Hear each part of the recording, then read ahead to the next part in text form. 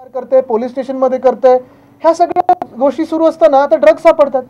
मूळ गोष्ट हीच आहे की आज राज्यामध्ये सरकार अस्तित्वात आहे की नाही हा प्रश्न महत्त्वाचा ठरतोच.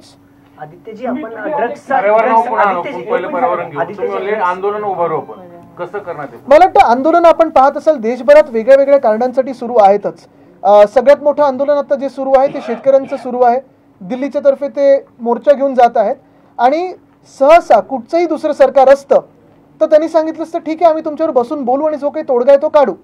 पण आज आपण पाहताय हे जे मोर्चा निघत आहे शेतकऱ्यांचा, जो अन्नदाता आहे त्यांचा मोर्चा एवढ्यासाठीचे नवीन काही मागण्या नाही आहेत. 1.5 वर्षापूर्वी ज्यांना जे वचन दिलं होतं त्या वचनपूर्तीसाठी आश्वासनं दिली होती, ज्याच्याकडून मोर्चा त्यांनी मागे घेतला, ती आश्वासनच आता पूर्ण झालेली नाहीत म्हणून मोर्चा काढायला लागतोय. आणि त्यांना लेबल लावलं जाते, कोण माओवादी बोलते, कोण अर्बन नक्सल बोलते, कोण अतिरेकी बोलते. ही सगळी लेबलं शेतकऱ्यांना लावली जातात आणि म्हणून आमचा हा विचार आहे की ठीक आहे आंदोलनं आम्ही करणार, म्हणजे ते तर सुरू आहे, छोट्या मोठ्या स्तरावर हे चालू असतं. पण महत्त्वाची गोष्ट म्हणजे अजून एक विचार सुरू आहे.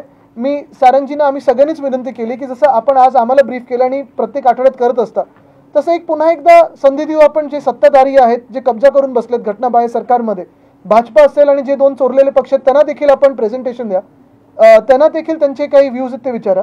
आणि साधारणपणे मार्चच्या पहिल्या आठवड्यात वगैरे पुण्यात एक मोठी जनता अदालत करून हजारो पुणेकरांच्या समोर जी काही सत्य परिस्थिती आहे ती ह्याच सगळ्या तज्ज्ञ मंडळींनी दाखवायला पाहिजे. आम्ही सगळे मागे राहू, कुठेही राजकीय रंग न देता. आपल्याला आठवत असेल पुण्यात वेताळ टेकडीचं देखील जेव्हा आंदोलन झालं होतं आम्ही सगळेच तिन्ही पक्ष तर होतोच तिथे, पण आमच्यासोबत हजारो पुणेकर तिथे होते. त्यांनी हा मोर्चा पुढे नेला होता. मग ती ह्युमन चेन असेल, घरोघरी जाऊन सिग्नेचर कॅम्पेन असेल, आणि पुणेकरांनी आम्हाला सगळ्यांनाच सांगितलं होतं की वेताळ टेकडी जर थांबली नाही, तिकडचं जे काही भकास करणं चालू आहे ते थांबलं नाही तर आम्ही मतदान करणार नाही. अशी स्पष्ट भूमिका मला वाटतं नागरिक घेतील ही मला खात्री आहे. कारण पर्यावरण आपण पाहत असेल पुण्यात खूप मोठं एक अवेअरनेस आहे.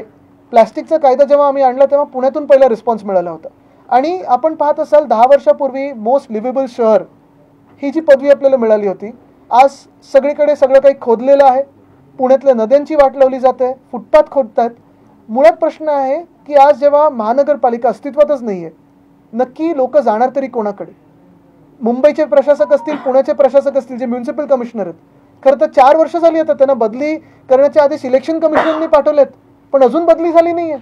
मग नक्की कोणाच्या आदेशावर हे चालत आहेत? इलेक्शन कमिशनचं काही वजन आहे की नाही हा एक प्रश्न उपस्थित होतोच.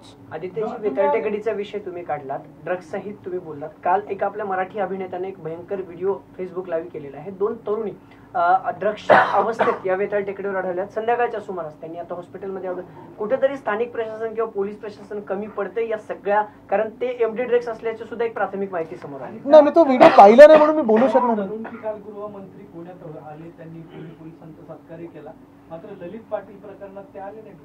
मला वाटतं आपण पाहत असाल की अनेक आमदार असे आहेत जे पोलिसांबद्दल काही बोलतात, कोणी आम्हाला हात नाही लावू शकत वगैरे असंही बोलून गेलेले. पण मग नक्की काय चाललंय?